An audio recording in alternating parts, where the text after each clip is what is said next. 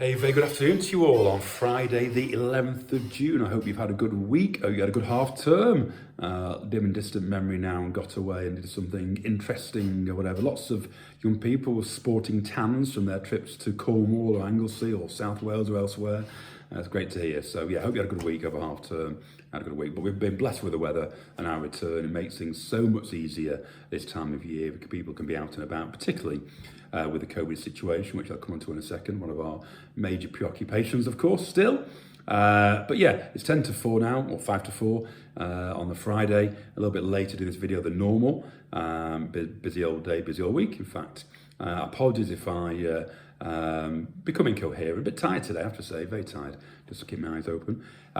Decided to start upping the exercise and cycling to school a couple of times a week. I know you don't want my life story, I'm not bored about that.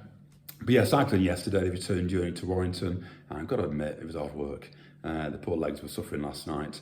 Where I live in South Warrington, going up the hill from Stockton Heath to Appleton, bit of a steep climb then. I was pedalling like fury in a low gear and not making much progress. I think an old lady walking a Cocker Spaniel overtook me at one point, but yeah, just to say it was hard going. But I'll keep going, keep persisting, and hopefully do my bit for the environment and for the old health. Okay, anyway, as I mentioned, two major preoccupations, the COVID situation and assessments, etc. So a quick word about those first of all. COVID, we know, is the Delta strain is on the increase, particularly in the northwest. Other areas up here worse hit than we are, but Trafford figures have increased.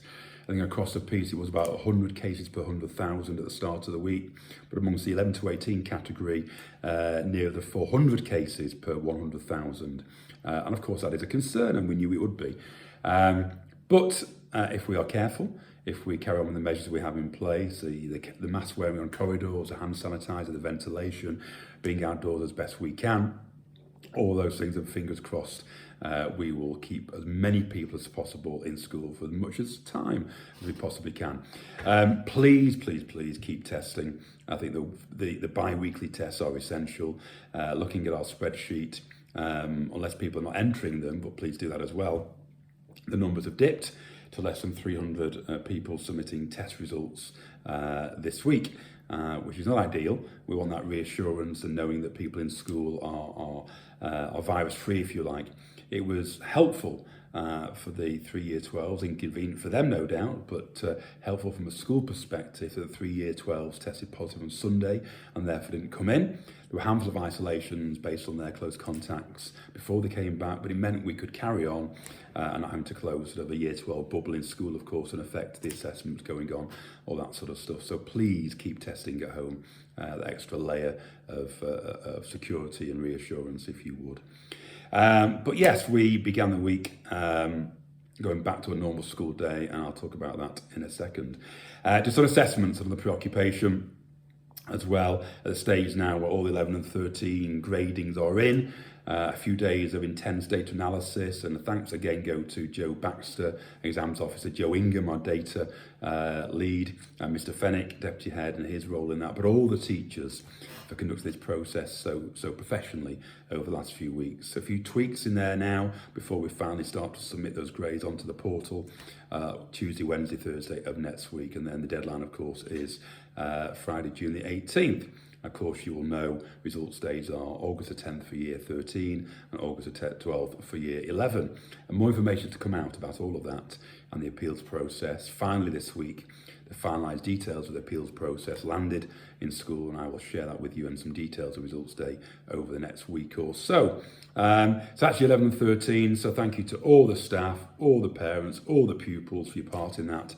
It has been a major headache, but yeah, we're getting towards the end of that now, and we'll await results days in August. Okay, year 10s and year 12s, I mentioned, are currently going through their assessments. And again, just to stress, it's important to do so, and Mr. Gubbins has been keen to do so, and the sixth form team as well.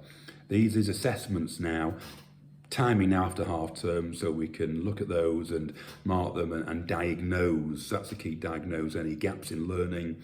We work on a process of DTT, diagnosis, therapy and testing again. So these assessments are diagnose any gaps in knowledge, where pupils up to, putting the therapy, the teaching in place, and then testing again, which will be now in the autumn term to see those gaps have been filled. So please don't think these assessments will not, under any circumstances, be used for assessments this time next year. One would like to think that GCSEs and A-levels will go ahead as normal in 2022, but if they don't, then we will not be using these assessments. They're purely for diagnostic purposes. I'll make that point quite clear. But well done to the Year 10s and 12s for working hard, no doubt over half term, to prepare and putting in a good shift the last week or so. Year 12s finish on Tuesday or Wednesday next week, and Year 10s next Friday, and it's back into classrooms for some 4 weeks or so of teaching, including some feedback. Okay. So yeah, we return to a normal school day on Monday with the 5 1-hour lessons. I tell you, the pace of the day flying by with those bang, bang, bang 5 hours a day.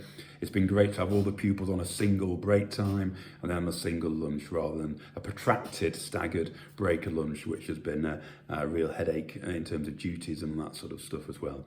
And it's good that pupils mix, and they've done a grand job of it as well. And the reports back from staff have been very, very pleasing about pupils out and about together at break and lunch time. Of course, it helps. There are fewer pupils in school, 1-2 year groups less.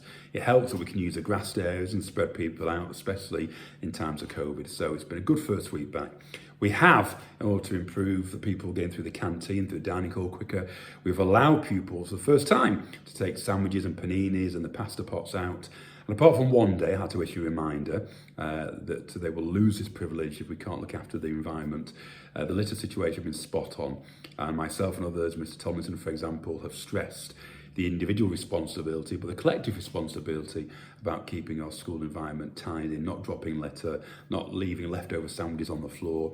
And I have to say, pupils have been brilliant. We know, don't we? If we give them a bit of trust, a bit of ownership of something, they tend to respond very well indeed, and tend to highlight those individuals who perhaps don't buy into it straight away, and we can deal with those separately. But in the main, delighted with how things have gone this week, and congratulations to the pupils to readjust to the school day in the way that they have done. It's been fantastic. Okay, and I think best for all concerned. And one positive impact of that, we are starting again to see the launch of lunchtime clubs and after school clubs, and it's great to sit in my office and hear rehearsals for the Year 7 Panto they're putting on at the end of the year. There's going to be 2 student performances and a parent performance in July. Auditions for High School Musical, some music stuff starting down the corridor as well, and lots of other clubs now taking place. So thank you to the staff conducting those activities. Thanks to the pupils for getting stuck in and making up for lost time. Okay, but it has been a great first week back, so well done to all. Looking ahead, this time next week we'll be wrapping up for Sports Day down at Longford Park in Stretford. Preparations in hand for that from the PE department and others. So that's something to look forward to. And of course, we await, do we not, the announcement on Monday from whether there'll be further easing of measures on the 21st or not. There are a few things: the Year 13 soiree, the new parents meeting, the new pupil induction days, and things like that, all very much dependent on that announcement on Monday. So yes, we are on tenterhooks and await the government's decision of where we go next. But for the time being, we're doing pretty well, and we're pleased the way things are here at Wellington. So yet again, I cannot thank you enough for your support. I had a meeting in another school a few days ago and bumped into a parent in the car park who wanted to express her thanks for everything we've done throughout the COVID period. I know that parents are very appreciative of what we're trying to achieve more generally. Oh, just one thing as well. We've written to parents in Year 7 to 9 about assessments, the fact we're not having formal assessments at the end of the year.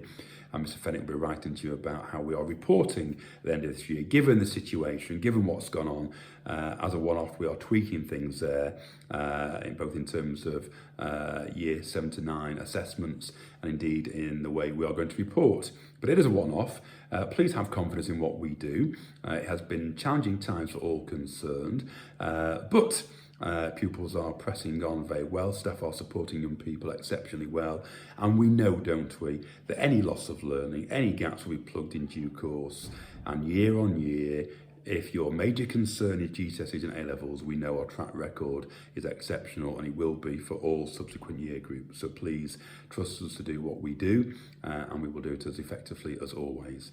Okay, I'll leave it there for now. Have a great weekend. If you are a football fan, the excitement of the Euros starting this evening, England playing on Sunday. We're getting towards the climax of the Premiership rugby season. We won't mention Warrington Rugby League in the semi-final last Sunday, who were abysmal. Year 12s, Year 7s rather could have done better. But yeah, lots to look forward to from a sporting perspective, if that's what floats your boat. If not, enjoy the weather of the weekend. It'll be glorious again. Thanks for everything, and I will see you same time, same place next Friday. Cheers, guys. Bye-bye.